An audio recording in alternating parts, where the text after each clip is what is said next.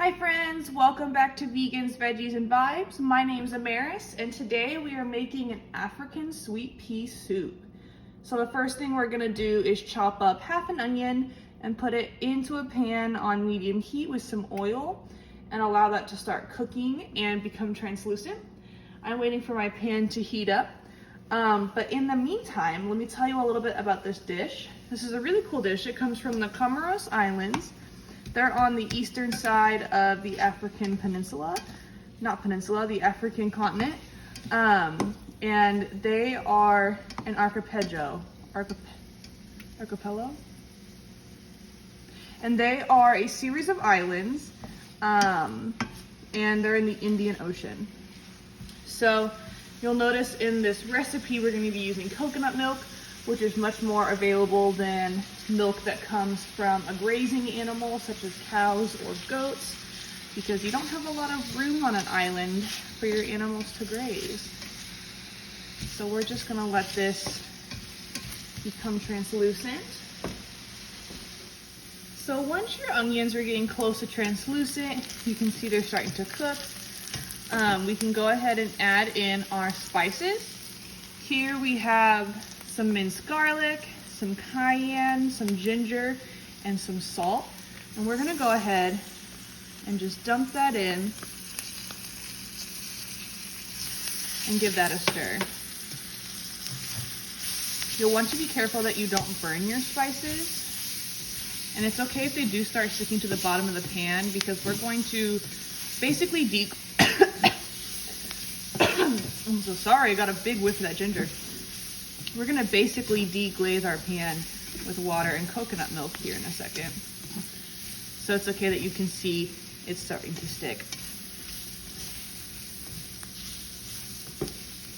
Our goal here is just to warm up the spices and have them become aromatic before we finish our soup.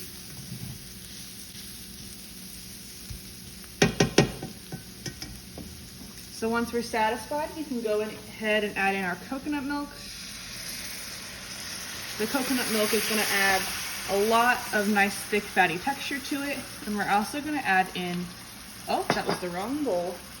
We're gonna add in some water. And we're gonna give that a good mix. Scrape up all of our spices from the bottom.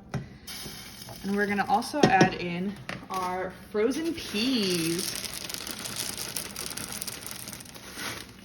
For a single serving, we're looking at about 5 ounces. The recipe calls for about a 10-ounce bag for 4 servings. And we're gonna bring this up to a boil. So you can go ahead and turn your heat up to high if you'd like. Scrape everything off the bottom of your pan now that it's getting nice and softened. And we're really just gonna heat up these peas. You can see they're already bright green. They're gonna change colors a bit again. You're gonna be able to tell if they're cooked once it starts boiling. And once we hit that, and we can see that it's boiling, we're gonna turn the heat off to low. So I'll see you guys in a little bit.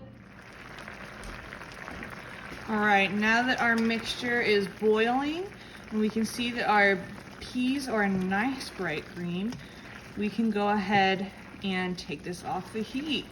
The next thing we're going to do is to blend this up and then season as you see fit for flavor.